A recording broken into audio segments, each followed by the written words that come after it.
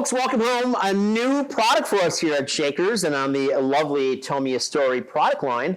And this time we're going to extol some of the stories of some of the crusty cops that I know.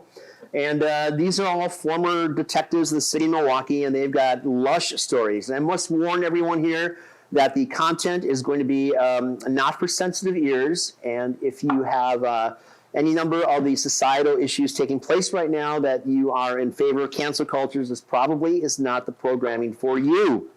So that being said, these are real life stories with real life people, and welcome to Shakers. So old friends of the house, and I mean very old. We got Phil, we got Ray, and we got Rick.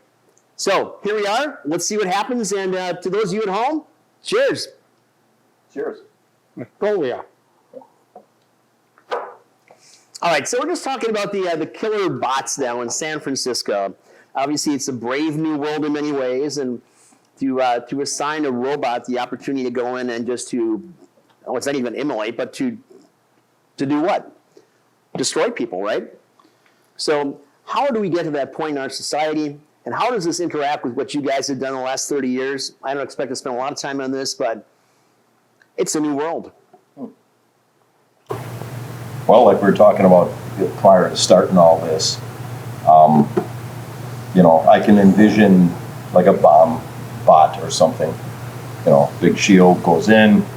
I know the case we talked about where, right away the senses are kind of, oh my God, this is terrible.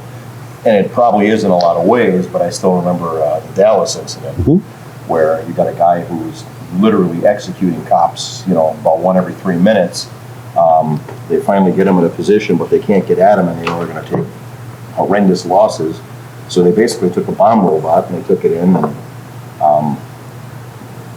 dropped a bomb on it. Do the job? Yeah. So. Yeah, it was a pretty cool video to watch. Yeah. I thought. And actually, was it a hand grenade in the arm? Yeah. He pulled the pin. Yeah. Well, it was actually it was a ball that had those three axes. And then the fizz. Yeah. And right before it went off, he took an umbrella, like one of them little parasols, or an Acme. sign that said, it was an Acme umbrella. Yeah. But yeah, I can. That would be a use. The bottom line is, at the end of the day, you'd still have to. Whoever decides to do that, it's the same as pulling a trigger. You're still going to have to go through the same. Why did you do what you did? I would hope. But I think this is going to be used to control citizenry. I concur. Just as you mentioned before we started with China, what they're doing right now with their drones that are everywhere, and you've got these things up in the air. You were just a step away from that in our society anyway, in so many ways. So, but that's got those drones on the city. Pull up your pants. You're fat. There you go. So, but you guys, experienced the real nitty gritty for so many years. Some clothes. Well, you had to make determinations on my sidewalk every day about what's going on, right? Right. And that's not going to be the case in the future. So the police world has changed tremendously in so many ways. Mm-hmm. Yeah. It's already changing in the city. When we were out in uniform, you'd write people tickets, you'd arrest them on municipal warrants. They serve time in the house correction if they didn't pay their tickets. Now, they're not even arresting people on misdemeanors in Milwaukee. And I think it's countywide. And I'd say it's probably not in Milwaukee. That's the exception there. I think it's probably throughout our country. Well, I know a lot of the bigger cities on the coast where they have the cashless bail. It just, if somebody gets arrested for something, they just kick them out the door. Yeah. That's starting here now. Destroying their cities. Well, in Chicago, starting January 1st, it's there as well. No crime in Chicago. Right. It's limited to misdemeanors here in the county. But, I don't know if the problem is they don't have enough room in the jail, or they don't have enough people, or whatever. But, when you start telling criminals, hey, you go out and commit a crime, all we're going to do is process you and kick you out the door. What are you telling them? That they commit crime. Exactly. As many as you want, obviously. Right. Yeah. So the old days of the beatdowns, not that you guys have any personal knowledge of this, but, the elevator rides and everything else, there was a means of dealing with the street justice with so many of these perps that otherwise weren't going to get a message, right? Mm-hmm. Well, that kind of stuff, that happened about 20 years before we ever even came on the job. Yeah. So when we came heard on, about it, but we heard yeah. about it. Right. So that's, yeah, it was Back in A lot the different. Maglite days with back in the yeah. 70s, early Yeah. 80s. This was, That was back This when was they all, had, I mean, so, you had to be basically, I think it was over 6 foot to be on the police department. right. So When I came on, it was like, what they had Yeah. was big brawny guys. That's when my partner and I, it was a snowstorm, we got called, the kids throwing snowballs at the snowplow trucks, right? Ice balls. It was on 35th and Juneau. So we get there, we see the kids, we get out and we chase them. We gave them face washes in the snow. Everybody laughed and they all went home. Don't have that anymore. No. no, you do No. time. Yeah. Oh. I can remember also this was on Juneau, big heavy snowstorm. We didn't have chains on our squads at the time. We could make it. I got stuck in a snowbank. I could roll down the window and I see this little car burglar who was using it as a CI once in a while, sitting up on his porch. I said, "Hey kid, come down here, push my squad out of this thing." He came down, pushed us out, and fine. You don't have that interaction No. anymore with No. people. No. Especially, beatmen. Beatmen were a very good source of information, but they got to meet people personally in their neighborhoods, the businesses, they all knew them.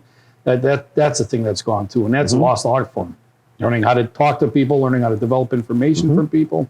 You don't have that anymore. Nope. They don't care. All they are is report writers, I think. Well, and being as far removed as I am from Ooh, the department right now, I don't know how short they are. I know when I left, we were already sweeping water up the hill. It was getting stupid. And my understanding is they're even more short now. There's just not enough horses out there to do the things that you'd like to get done. Very with. true. So, it goes back to aspect. the original thing. Okay, are they not arresting because you don't have a booker? So you can't bring a guy in for, you're going to tie up a guy for a couple hours on 5 or 6 warrants, only not a couple, depending if he's a slug, then yeah. If he's a decent dude, even 20 minutes, he's going to be in there while the radio's banging, everything's going on. You just might not have the people for it. And I remember, I left MPD in 15. Odd 15? Pardon? Odd 15? Odd 15, yes. I was still trying to go hair back then. Beautiful comb over, kind of like that. Sorry, buddy. So anyway, I remember, when I went to the state, you got to travel around the state, At least you still have running some. the chiefs from all these departments, and I'd always ask them because They shine MPD out was this starting to morning. have an issue with hiring. And I'd ask these guys, so what's going on? You having any issues? You will hire? And they were like, no. Now this isn't 15. They were saying it's getting hard. It's getting hard to find decent people. It's getting hard to find. If we used to open things up, there'd be 100 applicants and we'd take 6. Now we open it up and there's 25 and 7 of them are felons. 2 of them we arrested yesterday, and they got the application on the way out from the jail. So this problem's been going on for a while. It's literally been Right. fun in the police since at least 12.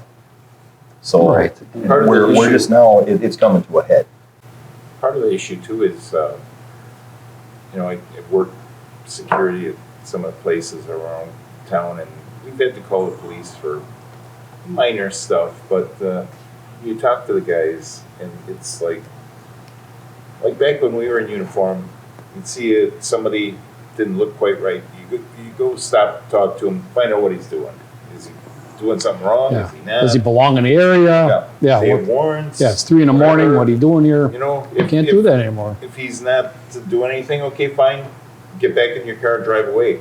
Now, just stop and talk to somebody. No, the reports you got to file. Reports, and you got to fill this out. Right. And practically Well- everything you do, you got to call the supervisor for, and it's Right. it, Especially when you work in a very busy district like we all did. Yeah, It slows everything down, and Oh, I yeah. think that's another thing that they exactly. want. I don't see They how don't want us to do policing, I don't see how you So, can get active anything patrol. done. active when policing. Right. Every time you try to do something, you get tied up for an hour. Well, here's You're not another even thing getting too. anything done. You're in a very busy district, and you see possible drunk driver. You pull him over, and the guy's drunk. You see him. Where do you live? I live 3 blocks down the street. Give me your car keys. We're taking you home. Throw you in your house. Lock the car keys in the trunk. You're not driving. You can't do that anymore. You know how much lawsuits you file? Yeah. That type of policing is gone, and that's sorry because I don't know. Yeah, so It's on the horrible. flip side of Can't do that. unless you were really good at doing drunk drivers, if I had one of those, that was the rest of the night. Right, that too. I Yeah. was terrible at them. I had two partners and we'd rotate. And if one of them wasn't working, it was me and the other They idiot. rotated all right. You know, we were done.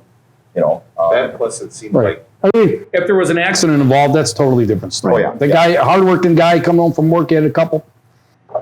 You know, that guy police is I used to get, litigious. it seemed like they It's would like come in bunches. I'd get 2 or 3 in a row, spell it. and then Spell it. I don't mean to ask. by the time I was done with the third one, I knew what I was doing. Then I wouldn't get one for 6 Mhm. months, and you get one 6 months later, and they change all the paperwork on them. So it's like I have no clue what I'm doing anymore. Yeah. Then that's where you ended your career. Yep. With no clue what you're doing. He went out the way. Right, that was it. At least they didn't chase me out the door like they did with you. They're sweeping dinosaurs out of there. So Phil, what were some of the one of the stupidest criminals that you encountered? You know, I gotta say that a lot of these guys aren't stupid, Bob. They're very intelligent, very streetwise. I did a lot of drugs. They could do math like that. So, you know, I can't recall. I don't remember right now. Nice I'm job, sorry. Phil. Okay. I know. Good work. Way to Good work. step up. Yeah, let me have another drink. So, I can make something up, I think. yeah. In I TV remember, shows. you might remember, both of you might remember, there was this couple that lived on Wisconsin Avenue, and one of the big apartment buildings, and they would call 2 times a night, you know, from like Thursday till Sunday, because they were on a drunk, and you know, one to get mad at the other, and they'd call and they'd do whatever. And I remember one night I went in and I told them, I said, you know, you can't call us every time you have an argument. You just can't do that. And the guy looked at me with this just utter look of like I didn't know what the hell I was talking about. And he said, well, yeah, we can. You're the police. You got to fix this shit. So sure enough, same night they call again. And, you know, we used to have these memo books and, you know, you'd have a leather holder with it. And, you know, pulled out my leather holder on my memo book. And I said, I need both of you to put your hands on this. You guys are done for the night. You're divorced. If you're not married, you're broke up. One of you's got to come with us. That's it. We're done. That's from that movie Choir Boys, or from, what's the other one that was just like Choir Boys I don't know. back in the 70s? Oh my gosh, what the hell? I'm pretty sure it was a Choir Boys. It actually Or put your hand on my badge, you know, Yeah, divorcing no, tool. I'm gonna Yeah, touch me. But you know, as it same was, concept. You know, I think you stole that. I squeegeed the shit out of my book when I was done because you know they didn't wash their hands since they got them. But as it worked that night, but I remember I think it was that same Christmas, probably 2 months later. I went in. They're back together, of course, and he's in the bedroom screaming, and she's in the kitchen. And she's got some stuff going on the stove. So I go in and I look at him, and there's an empty pan with some potatoes laying on the floor, and she poured the boiling water on his wang, and it looked like someone burned the shit out of a Oscar Mayer wiener. So I'm looking at this, and I look at her, and I'm like, she said, "Told him not to hit me." I looked at him and I said, "You probably should have listened." So we hauled his ass away to the hospital, took her to jail. They got back together again, and we ended up going to her homicide. I don't know if that's like dumb or whatever. It was just that was It's a just sad kind of a ending. typical thing Right. in the squad area that I had. You know, It was all domestic Oh, violence, a wow, lot yeah. the same people you Yeah. go to. I had a domestic violence. When you went through with different domestic violence, you had to write what type of weapon or had domestic violence, fist or domestic violence, whatever. Well, this old lady whacked her husband with a frozen Polish sausage. I mean, left a big sweater, right? Domestic violence, Polish sausage. True story. come on, True story. you enjoyed that. Yeah, it was funny.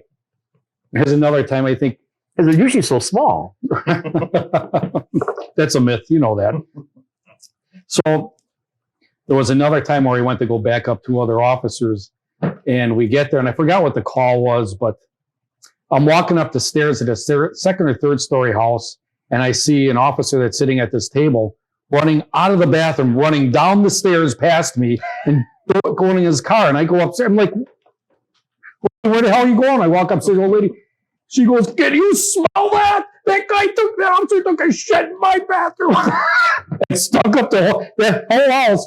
It stunk so bad she filed a complaint with the police, with their lieutenant, But that's the night you discovered you're lactose intolerant. I think. Oh, so we're naming names now. Okay, bitch, it's not. Sorry, did I? I meant, how do you spell Ray backwards? Yeah. Yar. It was Officer Yar. Sweet Yar guy. Biggs. Yeah. Yeah, that was, well, in my defense, I Gay Ribs. truly It was did Gay not Ribs. know Officer that I Gay was Ribs. lactose intolerant. So it was a nice hot summer day, and of course, And we got I was stuck. She's working. yelling at us. I'm like, what's Yeah. that? Well, So I had to go in and inspect it, and she was right. I started yelling yeah, myself. I destroyed it. It was, even for me, it was bad. But for dinner, I had 2 huge bowls of cereal with, helping a 2% milk, 2 big glasses of milk, and then some cheese. And then I think for a snack, I probably had a cheese burrito. So, We ate very well. well, this was before I got to work. Oh, jeez. And yeah, sure enough, I still remember the call. It was, I don't remember the movie. Apparently, there was some movie called Rooftops. He was running around the rooftop up Girls there. were running around on roofs acting like, It's that angled building on North Avenue. And And these buildings are taller than 43rd. shit. They're 3-story, these big German duplexes, So my partner's got the front and I got the back. And, the kid's old man comes out and he's standing out there in the alley with me and I'm just shining the light up and every now and then you see the kid look over and I'm like, yeah, dickhead, I still see you. Yeah, you're still up there. Ooh. So we're waiting for the fire truck to Come up and get me, copper. I'm low man on the car, so I'm going to be the one climbing up on the truck.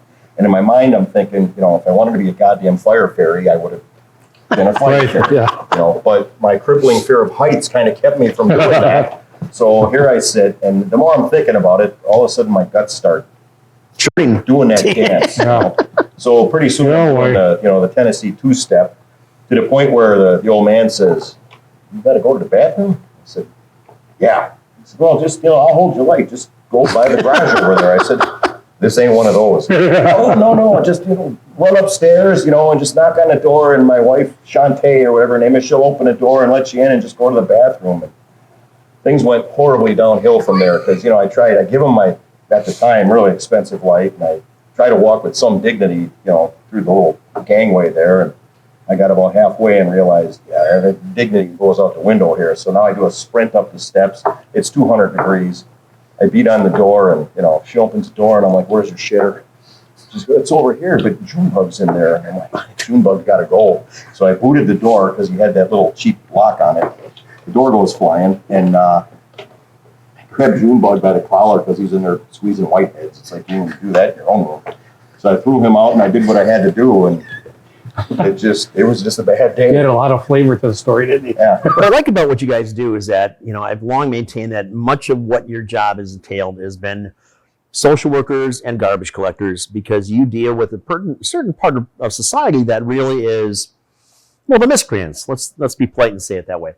And yet you've got these great stories about real people, genuine people that you want to help and assist. And that, I think, is the core and the cusp of what you guys have done so well for so long. And along the process, though, you get to interact with what I look at as kind of the idiocy and the foibles of so many of the standard criminals. Obviously, there's a sophisticated level of people out there as well that really have crafted what they do into being something as a profession, right? But just, by and large, the average schmuck who goes and sticks a place up or something else, it's not a deep thinker, right? No.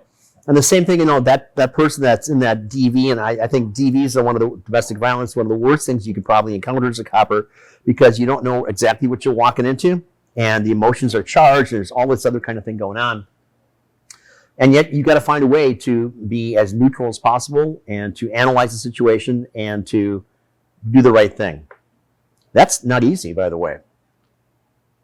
And it probably even less so today than it was 5 or 7, 10, 20 years ago, for God's sakes. The challenges are so significant. And yet, in dealing with the actual people that matter, the good people, and dealing with those miscreants that just do, from my perspective, the stories I've heard for 30 years are some of the biggest buffoons that are on the planet, to find that little humor, that little farcical kind of thing about that, and how the brass looks at you guys that are doing the work, and not just the brass, but how the elected officials also. I remember there was a perp that somebody on the bump squad, euphemistically called the bump squad, encountered right outside of City Hall, right? and the copper unloaded his magazine on this guy because you've got just nanoseconds to work on something. There's a fight that's taking place. His gun is being grabbed. He reacts. And obviously the press just beat the crap out of this copper for this. But I can remember that there were aldermen that were there that didn't want to get disturbed from the meetings that they're in, even though they were a witness to this, just to compound and make things harder for you to do your job. And they're just kind of melting off about how you guys can't do your job without having to bother them in the ivory tower. Yeah. I know the case you're talking about, that was, probably the ultimate, if shit can go wrong, it's going to go wrong. Have something happen in a public square, surrounded by tall office buildings and hotel rooms at rush hour. Just as everyone's getting ready to go to work, go home from work. Half a block from the Performing Arts Center, for God's sakes. It's just right there. Yeah. And that was an interesting one also because the state law, I think it's 375, 175, essentially an agency that's involved in the homicide of a citizen can't investigate their own issue. And we knew the law was coming. We prepped as much as we humanly possibly could. We had contracted with DCI to where if they got involved with one, they'd call us. If we got involved with one, we would call them. Department of Criminal Investigation on Madison, right? Yeah, Okay. It's basically Department of Justice. They're the investigative arm. And God darn it, if it happens, and the first 3 calls I make, voicemail. And I'm like, okay, so just, my guys are self-dispatching. They're hearing us come over and they're going and they're calling me and giving me updates. And, I'm getting all set to go out. The captain says, no, it's the end of your shift. You'll stick around and, we'll send the early shift out, which is fine. They're capable guys too, but, the 2 senior guys sitting in the office probably should have been the ones that were out there. And there should have only been one at the scene probably, but, I'm not going to second guess what he did because it turned out. Right. He did what he felt he had to do. Right. But the long story short was, I finally called out to Madison and I got a hold of a secretary and I said, hey, I'm so-and-so. Here's what just happened. The law is literally, the ink is still wet on the law, and now we got one. I can't get a hold of the people you said I need to get a hold of. What do I do? And she said, well, the director is right here. Hang on, I'll patch you through. 30 seconds later, oh, the director just left. No. But here's another number to call. No. Call and, long story short, they showed up. We worked fairly well together. I mean, there was some resentment on the MPD's part, but at the time. But you come around to it. I mean, back in 14 and 15, that law was like an insult. And it was, oh my God, you're saying that you can't trust me and my guys to do something and be straight with it. And now you look back on it, and it's like, okay, that's just how we do it. Yep. And it's probably a good idea. Yep. Because I think it eliminates one angle or one avenue of attack. But yeah, when you alluded to some of the aldermen that just purposely being just straight up dicks about it. Well, they obstructed the entire investigation from my perspective. And some of these guys are friends of mine, by the way, so I know them well from their capacity in city government. But, if you don't have respect for those guys that you have put on the street to do their job, you've made the entire system impotent in so many ways, right? Yeah. Yeah, it was, okay, you're an alderman. When you cure cancer, call me. Then you can have that attitude. Till then, you're a frickin' alderman. So that's all I'll say on that. What are your thoughts, Hot Pants? I agree. Well, there you go. Well said, man. Oh, there's a load on my mind. Heaven forbid I say something you didn't agree with. So Milwaukee's got a heck of a distinction right now as being one of the higher homicide rates in the country. Thoughts on that? So when we first came on, 92, when all of a sudden we realized we have gangs here, and we also have crack. Milwaukee back then was actually vying for #1 per capita with Baltimore. And, you know, we kind of got a handle on it after a while, but I think it all goes back to, you know, you're not putting anyone in jail for anything, and you're not letting them stay in jail if you do put them in jail for any length of time. And a lot of these people that are out there doing what you think is minor, that's only what we see, you know? So it's going to get worse and until either they run out of ammo or until someone other than the police, because there's not enough of them anymore, says, my God, we have to stop. When we started, the big thing was the broken windows, policing, and little things lead to big things. And now... Well, that was community policing, wasn't it? Yeah, exactly. And now the attitude is, it's just seems to be the opposite. We're not putting people in jail for little things. So it's leading to bigger things. We're not, like I said before, they're not even holding people on misdemeanors anymore. And if it keeps trending the way it's going, then it's going to be low-level felonies. When I started on the job, it was forgery was like, okay, if you do 3 or 4 of them, then maybe you'll go to prison for a while. Now it's getting to that point with burglaries. Yeah. Do 3, 4, 5 burglaries, then maybe you'll do some time. Otherwise, it's probation and double secret probation and triple probation. Yeah. But look, I was able to save this guy, you know. But what about the people's houses? You know? Okay, the one place on the planet you should be able to feel safe, you can't. That sucks. when we started, And burglary is a felony. when we started there, I think the department, we had about 1,900 people, sworn members, Yep. out in the street. Now I would bet we're at least 400 or 500 below that. Yeah. And I saw news reports earlier this year that Miami, which is a lot bigger than Milwaukee, had 28 homicides for the year, and that's probably back when we probably had about 100 for the year. And they were talking to the mayor about it, and he said, I've got more cops on the street right now than we've ever had in the history of the city, and that's why our homicide rate is so ridiculously low. And our mayor is talking about budget cuts and less police on the street, and that's not going to solve anything. No. Nope. Well, you know, for what it's worth, I went through the FBI Citizens Academy, and you would think about, we spent a day covering the gangs that are in Milwaukee. And, you know, I thought I'm walking into this thing as a relatively conversant guy that's up to speed on all sorts of things. I'm thinking, you know, it's maybe a dozen gangs. And it's like 35 or 40, and here's a diagram on this and this. I'm like, holy crap. There's all these offshoots. It's like, And well, yeah, in Milwaukee, I'm thinking, I had no idea whatsoever that there was that much out there. And then, you know, the gangs themselves have changed so much. And I'm sure I'm going to get some flack on this, but I remember growing up in the 60s and 70s where you had the actual mafia. There was an actual mafia. There was a family that was in charge of things in the city of Milwaukee. And there seemed to be a lot more stability taking place as far as just the rampant crime taking place everywhere. So after a concerted effort of your department and the DA and DOJ and the FBI, that, for all intent and purposes, null and void. There's a few maybe aspects that remain, but you know, for the most part, the mob is gone in Milwaukee.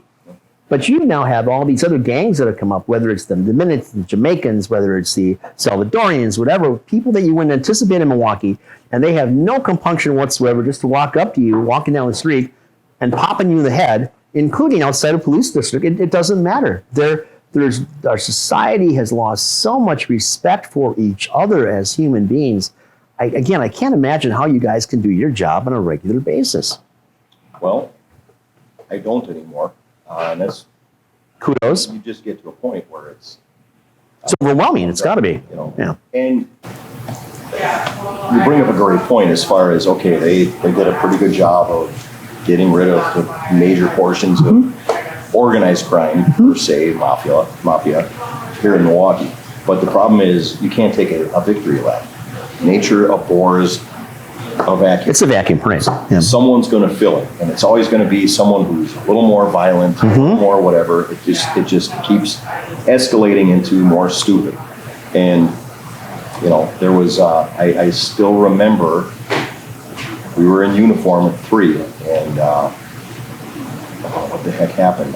We had a couple of UCs calling out something where they're in very vulnerable positions. Undercover, by the way, for Yeah. okay. And we were going to basically go in and swoop down on these guys, and it was, I think, the beginnings of either Vice Lords or Gangster Disciples. I can't remember which ones, whatever came first. I should know these things, but you know, you forget. But at the last second, while these guys have their ass out, we get a call from on high. It was the chief at the time who said, "No, we're not doing that. Pull out." So we were ordered to pull out, and these 2 guys had to just figure out their own way out. That caused a lot of issues. There was, I can remember an edict coming out. We were getting shot at a lot when we were driving down Wells, and an order came from above saying, "We're not going to drive down Wells for a while." And I was like, bullshit. We're going in there deep. And that's what we ended up doing. You know, you can't do that anymore. And it's easy for old farts to talk tough. You know, we don't have cameras in our car. We didn't have them. We didn't have cameras in our uniform that every single thing you say is going to be monitored and checked. You know, ooh, well, that was kind of not PC. And I got news for you. If you don't let cops blow off steam, you got some time bombs on your hand. Well, the job you're doing is not PC anyway, for God's sakes. It never has been, never will be. You can go back hundreds of years. Look at the constabulary in London, for God's sakes. You know, there's nothing that's new that's here. And the reason that we have police is to deal with those people that comport themselves, cannot deal with society and or culture and add to it, right? And it's getting worse than it was ever before. So we have a greater need for that, or a greater need in society for people to step up and make a difference. I'm not sure what that should be, by the way. But we are, not just in Milwaukee, but throughout the country, we are headed in way the wrong direction. You know, you could go back to the early stages, man. There's no nuclear family in so many of these situations. So you don't have a mother's working her tail off, trying to raise kids. She's got a second job doing something else. The kids raise themselves. The father's nowhere to be found. You know, and these things all have a tendency to disrupt the entire flow of what's taking place. People don't have a respect anymore because there's nothing there to teach them, right? And so, not to say that we're very primal, but in some ways, much of our society is very primal. There's no controls, so it's survival. People have to find a way to survive. Yep. And the same thing goes if you can't find a way to get jobs for people, you can't find a way to get transportation so people get to their jobs, if you can't find a way to get a standard of health care for something, desperate times, desperate people have to do what they have to do to feed their families, support the families, or something else. So, it's not just the criminal aspect, it's the things that lead up to the criminal aspect. Why our politicians, our leaders can't figure these things out and find a way to make it better, I have no idea. And certainly, I know what I pay for taxes here in Milwaukee, and it's a big number. It's a really big number. Yeah.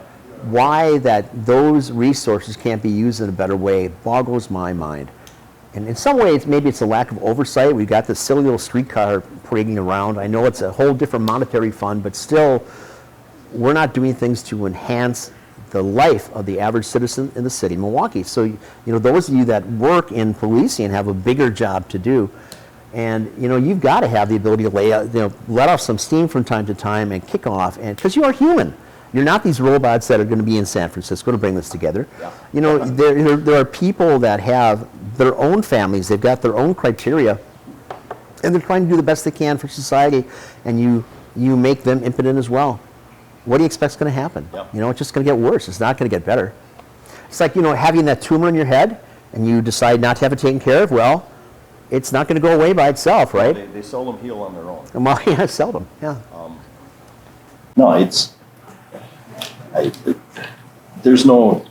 think there's any easy answers. I mean, at the end of the day, no one wants to pay more taxes, you know, but maybe be more efficient with the taxes you collect, you know. I mean, the state has a projected $6 billion surplus. And when they do the math and everything else, it may turn out to be, we're in the hole 20 grand, because, how they do math. It's all fuzzy, yeah. is special. Yeah. But, that being said, okay, if Evers is serious about, I don't hate the police, and by the way, he does. But if he wants to step up, you should probably say, I'd like to take a certain amount of that and just put it towards a law enforcement fund. The state of Wisconsin, when you get trained to be a police officer, we call it going to the academy.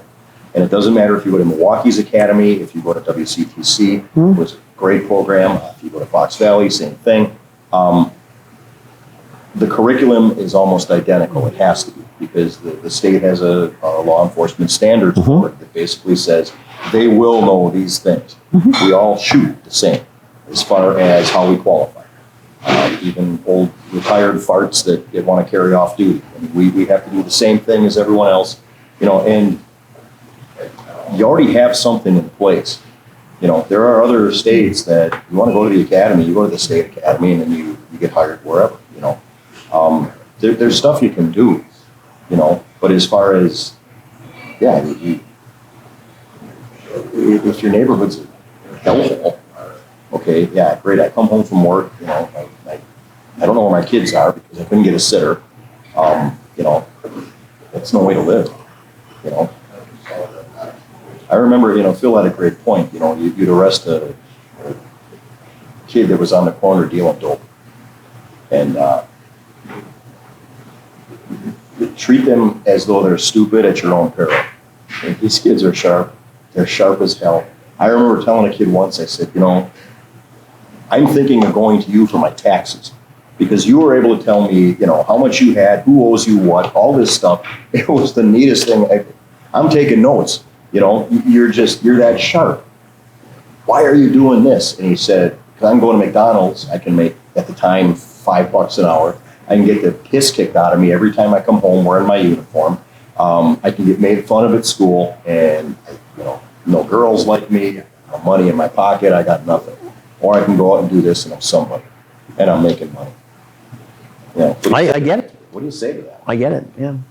And you think about, we were talking before we started filming about, I've been watching The Wire to get kind of, tuned up on this again, and, NYPD Blue and a variety of different things. And, those stories are factual. I've lived that here for 4 decades at Shakers, where I've had a disproportionate number of coppers and feds that come here, and they need to blow off the events of that day. I've had any number of coppers come in after getting those scenes where they got the dead baby that's somewhere, and they're just like, I can't go home, I can't deal with this.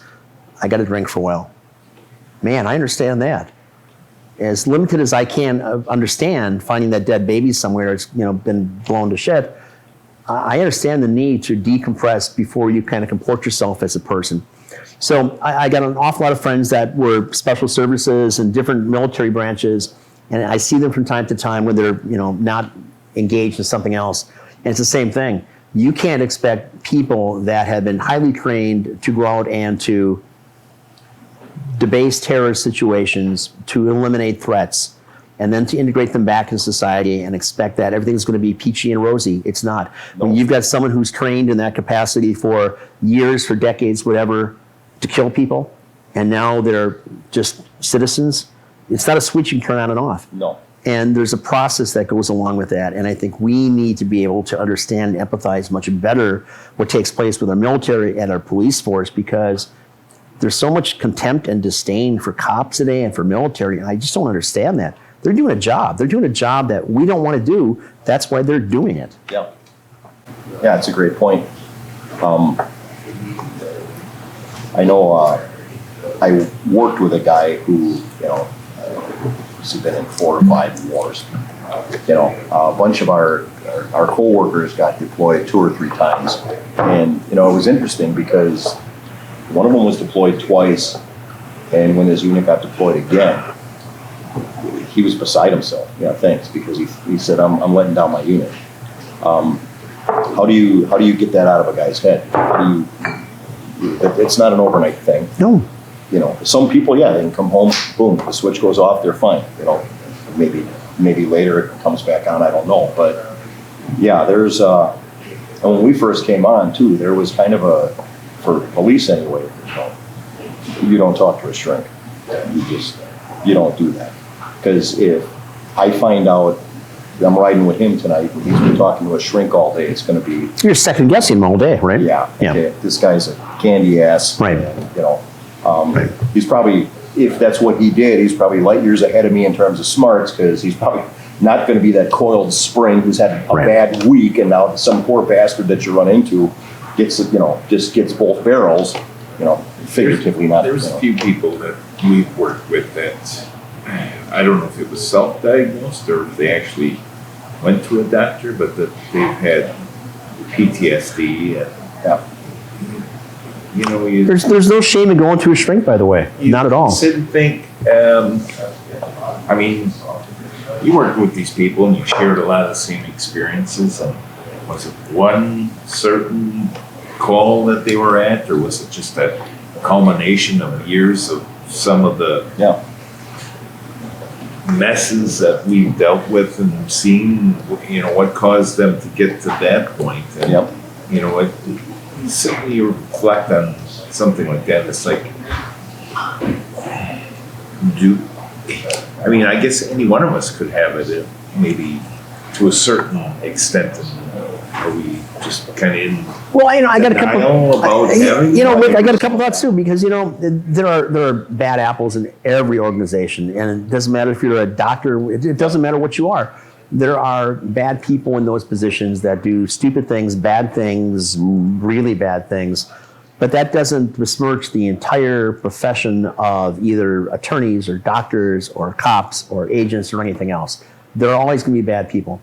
And I would say, by the way, in the 40 years I've known cops and agents, the matriculation process is better today than it was back then. I knew guys 30, 40 years ago that only wanted to go out and bang heads together. And maybe that was the 1968 Chicago kind of concept or something. And maybe there's a place for that and a time for that. But today, coppers that I have met here are smarter and more emotionally fit and better to deal with situations. And again, I said, you got this high-speed chase going on and you're going 80, 90, 100 miles an hour after somebody, whatever they've done, this miscreant has blown somebody else up.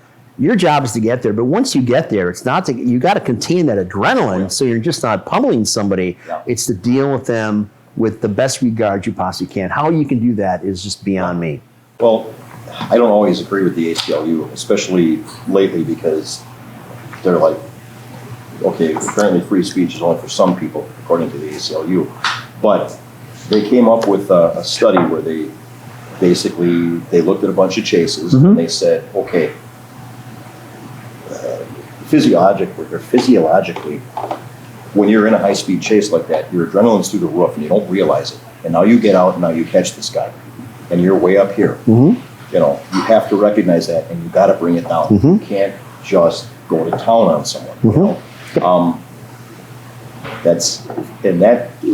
hit it right in the head. It's, I was kind of grinning when you were talking. I remember there was a pursuit once, and I was with, it was in number 3. We were going down Valete, or going up Valete, we were going westbound, and we were approaching 27th Street. We were paralleling this thing. We make a turn and we're flying, and all of a sudden the chase is coming our way, and we're basically just going to stop at the light, get in behind, and then do what we got to do. And all of a sudden, I'm in the passenger seat. We call it the suicide seat, and I got my seatbelt on. Well, I got the driver's on first. I got mine on, and then he says, "I can't stop." And I looked, and the goddamn fire extinguisher had come out of the canister and had rolled under his brake. So I got to undo my seatbelt, and we're doing 90. I mean, we're fired out of a cannon. And I got to reach down with, my head damn near on his lap, and I'm pawing at this thing, and he keeps stomping on a fucking brake, and he's stepping on my fingers, and I'm like, you have to stop. So I finally get the brake out, or I get the fire extinguisher out from the brake, and all I'm thinking is, we're going to get T-boned, or we're going to T-bone someone, and it's going to look like I was blowing it. Great. Yeah, that'll be great at the funeral. He gets a funeral with honors, and I get, buried in a dumpster. but I was able to get it out in time, and we just flew through the intersection. He was able to stop on about 28th, 29th Street. I mean, we just burned up the brakes, and we just stopped for a second. Just, we just started laughing. It's like, "You're gonna get in a chase?" He's like, "Yeah, in a second." His hands were like this. I thought, God darn it, But, I mean, and I think the training now, departments recognize that, I mean, there's departments that just don't chase. It's stupid to publicize that, because what do you get, People that run, of course. Yeah, well, you get people that run, or worse, okay, if you're ordered to immediately pull over, then they circle back, and now you might just get broadsided with, 3 or 4, pistols, Right. because they know where you're gonna be. Right. But, yeah, there's a range of emotion, Yeah. And you brought up a great point too about, okay, you and I, we came on together, and hell, we rode together for a while, and we got some great stories, but we could be at the same assignment, and he might not have seen anything that I saw. Sure. So, okay, now he's having a problem, and all of a sudden he's acting weird. Right? This wasn't that big a deal. We were at this assignment, whatever, and I didn't go through what he did. I was dealing with someone else. I was in another room, Right. So, you can work with someone 30 years and not actually know Right. everything they went through if they don't tell you. Right. In '94, a District 6 car started chasing some knuckleheads. Got on the expressway at 97th in Oklahoma. And I was in the station I'm leaving for deer hunting the next day. So I got my cheesy arrest. I'm thinking, can I milk this another couple hours to get out on time? Because somebody's coming to pick me up in 4 hours. And then this chase comes over, and they start coming on the expressway towards District 3. So I'm like, all right, I'll go out, I'll back them up in this chase. By the time I'm done, I'll come back in, write up my arrest, I'll get out on time. Well, I get in my car, and they're coming on the expressway by County Stadium at the time, and I get off, and I'm sitting right on Wells, and they get off the expressway, go right by me, and I pull out, and all of a sudden I'm the lead car. So we're heading down Wells, and I start calling out, and all of a sudden I'm looking at him. What is that guy doing? He starts shooting at my car. I'm like, so we Hard to not take that personal. keep going west, and when he gets the expressway, 115, 120 miles an hour. We went from Milwaukee to Fond du Lac County, not quite Fond du Lac, the city, but Fond du Lac County in about a half hour. It was, I mean, and you're not really thinking about it at the time. It's just every once in a while I look at because we had the Chevys with the digital Sure. speedometers, and it's like, oh, 115, oh, 120. It's like, all I'm worried about is, and luckily it was right around midnight, so there wasn't a lot of traffic on the road. I'm just trying to keep up with this guy and trying not to get killed. And Plus, those cars had terrible suspension, didn't they? And you're kind of floating around at the same time. it wasn't bad. He had a Chevelle, a dinky little Chevelle, but he pulled the motor that was in there and put some big V8 in there. That's why he was able to. Oh, geez. I mean, all I was thinking about at the time was, don't get killed. And at one point, I was trying to put my seatbelt on, and I'm thinking, seatbelt. If I crash, all the seatbelt's going to do is Cut you in half. keep me in the car instead of having me ejected. But there's no way I'm surviving a crash like this. And luckily, we got up to about Washington County, and one of the deputies had a push bar on his car. He kind of helped the guy off the road. That's what ended it. But so much for making it to deer hunting. Yeah. I got there on my own. My ride had left Sure. several hours before I left work. Again, that day. The whole way up. Again, the thankless public servant, thank you for doing that. But I will from time to time watch some of these chases, especially in California. And I'm amazed they go on for hours, for God's sakes. I'm thinking, why don't you just converge on this guy?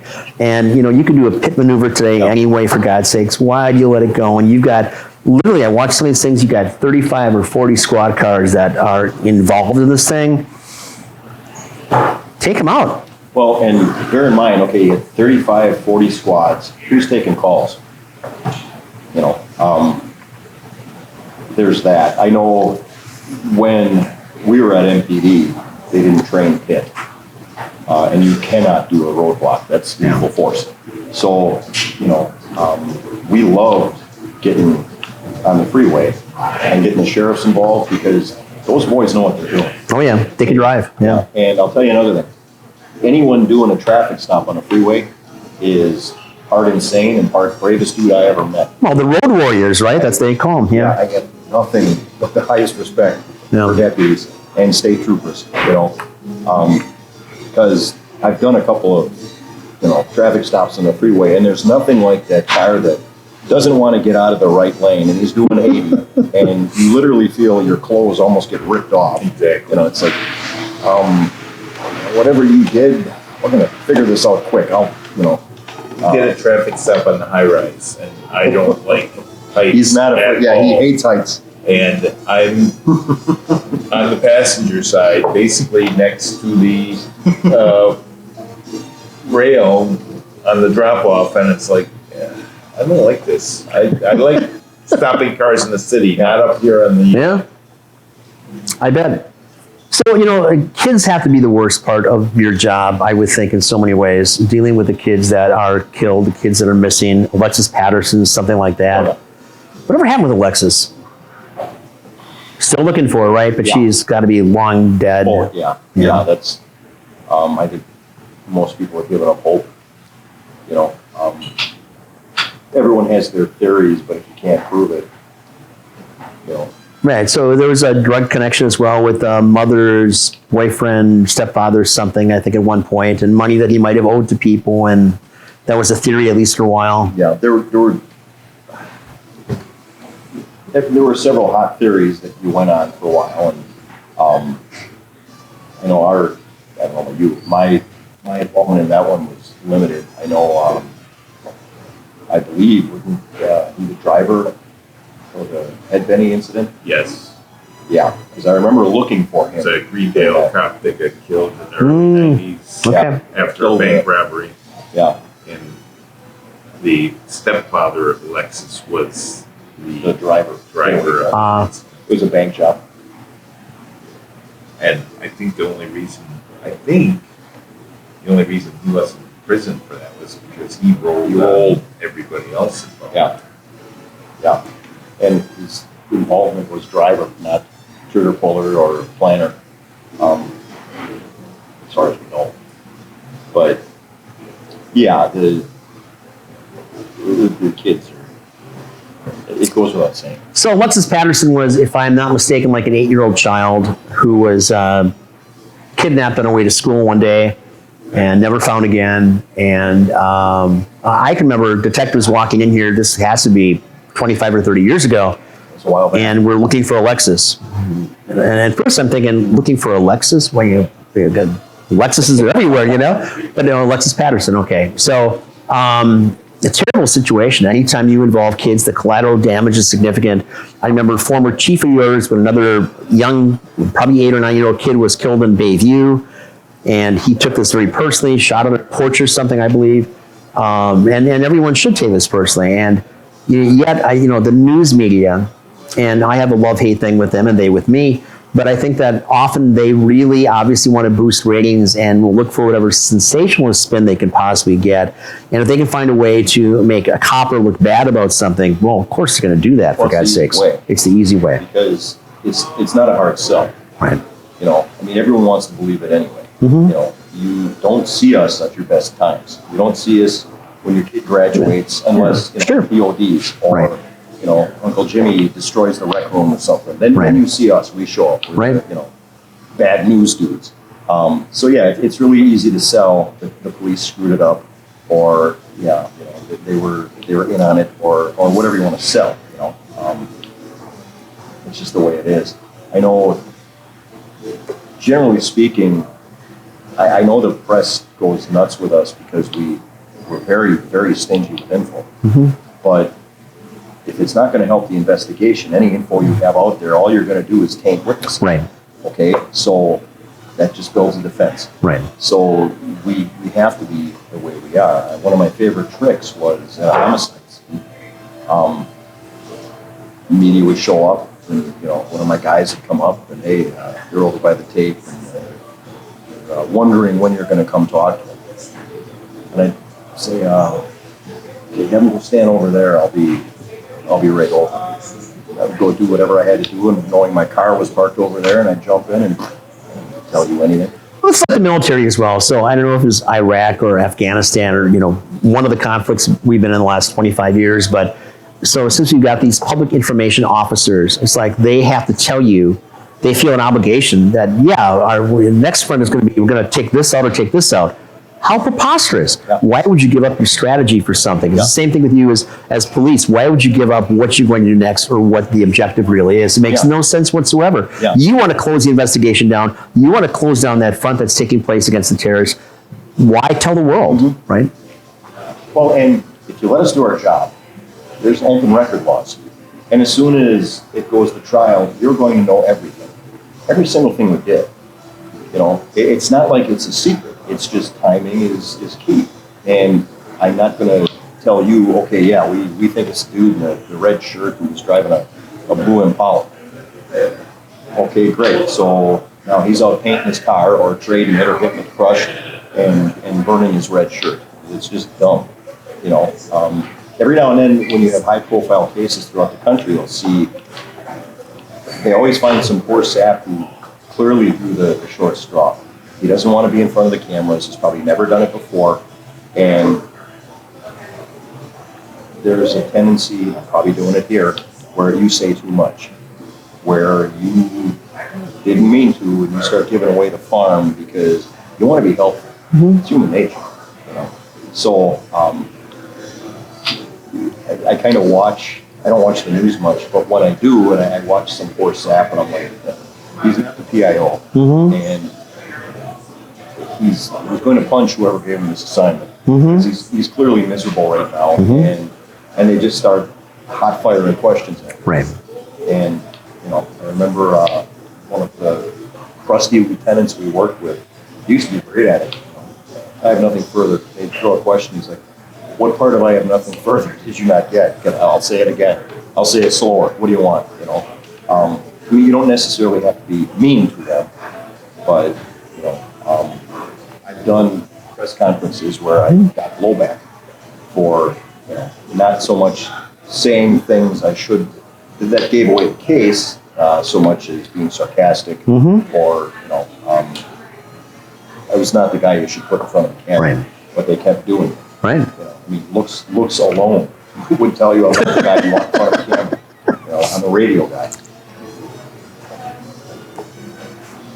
You have a little short-lived cable stint I had my own TV show, Richard, on cable. called Not on Our Streets, and I wish I could get the tapes on those. It was essentially go out and we'd arrest guys picking up prostitutes. And once they got charged, we would publicize their names in order to shame them. And how I got the job was, this was on Cable 26 or whatever at the time. How I got the job was the original lieutenant who was in charge of the prostitution unit was so ungodly bad in front of a camera that, his eyes literally were sweating. I've never seen a guy's eyes sweat. So he's reading cue cards and he's got no neck to begin with, and he's like, "Hello, my name is so-and-so, and I am a lieutenant with," he'd look over here at the card, "the Milwaukee Police Department. Today I'm here to," so they watched this, and in front of him they said, "This is awful, we can't use this." And I was making fun of him, so I got tabbed to do it, and I made it fun. In one episode, one of the last ones we did, basically said, "Hey, look, for months now, shaming you by reading your name, I'm doing all this stuff, and yet still people are going out and they're doing this stuff. You know, you can get sick from it. You're not helping them. I mean, you know, everyone's a victim here. Stop doing it. So I said it while we were in the bullpen or in the upper jail cell, and I had the camera person film a stack of our bologna sandwiches and then film a cell. And I said, so, you know, while you're at Shea Jail, here's the sandwiches you're going to eat. And then I filmed these tiny little cells with the metal bed and the sink/toilet all set up, and the toilet's metal. And I said, and here's the toilet you'll be sitting on after you eat those sandwiches. You'll be riding this silver saddle. You know, I mean, what else can I say? You know, I never actually got any of these approved, so we just aired them. And things kind of went downhill from there because my next one, I got censored pretty bad. I was acting a fool in that one too, and my captain, all 400 pounds of him, came rumbling through the door, different captain. And he said, "You can't say that." And I slammed my pen down. This is all on camera. I said, "I will not be censored." And I stormed off. And that was the end of Not on Our Streets. Brilliant. So before we wrap this up, I got a little thought here because, you know, obviously part of what police deal with is prostitution on a regular basis. So Vice Squad, when there was a Vice Squad, is there still in Milwaukee? I don't think so. I don't believe there is. So Vice Squad was preoccupied with prostitution and escorts and or whatever. If there's a change between those, I'm not sure. But now with so many people that are on OnlyFans, and you know, this occurred to me this morning, 3 or 4 o'clock in the morning. I'm thinking, you know, are those women that are doing what they do on OnlyFans considered to be porn actresses as well? And or if they are, how does that then follow forth with anything that is covered by what would be considered, you know, Vice today? You're talking to a Tyrannosaurus and a Stegosaurus. We don't know what the hell OnlyFans is. Yeah, well, actually you do. That's why you comment that way. But, you know, the things that women do, it's almost all women are doing on OnlyFans, are really not much different than what porn actresses have been doing in porn films for the last 10 or 15 or 20 or whatever years. So how are they looked at differently is my question, because when you are engaged in things that are either utilizing your own talents and abilities to pleasurize yourself and or with other people on camera, are you not also a porn star at the same time? Okay, so Is this like a web? So Rick here, okay, so, you know, Rich decides one day I gotta make some extra money, so I'm gonna start up this OnlyFans page and I'm gonna show myself walking around in tutus or a pink leotard and or, Oh, I can get paid for that? there you go, and or pleasuring myself doing or it for something. free for years. Man, oh man, people will pay for anything today. But, you know, once he starts playing with himself or somebody else, does that not then qualify him and or others like him on OnlyFans as being something other than just a casual person with a camera, you know, looking to pay the rent, and then should they then be classified as someone doing pornography? It's a good question. yeah, you got me. I mean, if it's I guess presenting adults and you're not showing it to kids, I don't know. Well, it's on the internet, so it's mature material. But you know, Johnny is 8 years old and he's a master of the computer anyway. He's like, oh, I guess. Yeah, that could I pose guess it issues. depends on where And see, that's more of a computer somebody issue is, as far as. where they're doing it, where they're based. Yeah, what city okay, or if he's- state they're in. But even with that gets, see, now you get into this whole rabbit hole of, okay, I'm in Minneapolis and I'm, you know, filming Rick in his tutu, you know, doing whatever he's doing. I've never been to Minneapolis. it's your story. Yeah, stick to it. Maybe we So, once. but say an 8-year-old in Milwaukee watches it. Hey, Brooke, do you have a thought on I this? think the difference is that there has been so much controversy around the porn industry, like girls coming out saying they're coarse to do certain things, or doing coarse things they didn't want to do. And you don't know that when you're watching, you're just watching it for your own pleasure. But I think when it comes to OnlyFans, when it's someone filming themselves, they're doing it by their own free will for the most part. Sometimes I feel like porn can be confused with like, there's like this gray line where you don't really know if this person is fully consenting to that or not. Yeah. Okay, well, thank you for the elucidation. Yeah, Cool. that's a good point. point. You bring up a great point, and I think if it follows its natural and logical conclusion, porn industry is going to die. Why would you need any of it if he can make that much money? Why would he go work for Joe Blow and get coerced into doing it, or work on union wage or whatever else, when you don't even have to leave the comfort of your home? You just get 2 or 3 cameras, do what you got to do. I mean, I can see that being the next logical. Set up a website. Sure. Yeah. Okay. Go to wherever you go to set up a website. Subscriptions or whatever they. Because if you throw something out there, someone's going to watch. So there you go. I mean, I don't know how do they get paid from ads? Do they get paid from, I don't know. But I can see that being the death of the porn industry as we know it. It's not so much the death as just the metamorphosis into this. And then you'll have to figure out how you're going to A, tax it, B, regulate it. Well, that's the kicker, isn't it? Always, right? So maybe a cleaner environment then, because they're not being coerced or forced to do something else. It's of their own free will. So it's just personal expressionism or something, perhaps. Unless you got some guy, chained to the wall and you're beating him with a 2x4, Back to then you Ray. get right back to the chicken and the egg, I guess.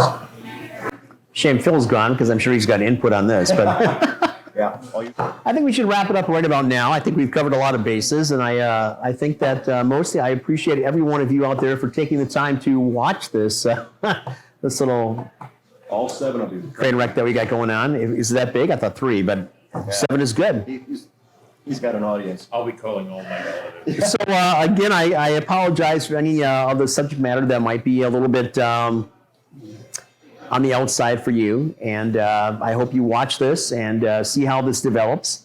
At some point next year, we're going to be taking this little dog and pony show on the road and putting this up on a major theater kind of thing to see what happens with this. In the meantime, we're working our way through this. I hope you enjoy it, and cheers to you. Have a great time with your family and your friends, those people you love, and hope to see you soon. Cheers.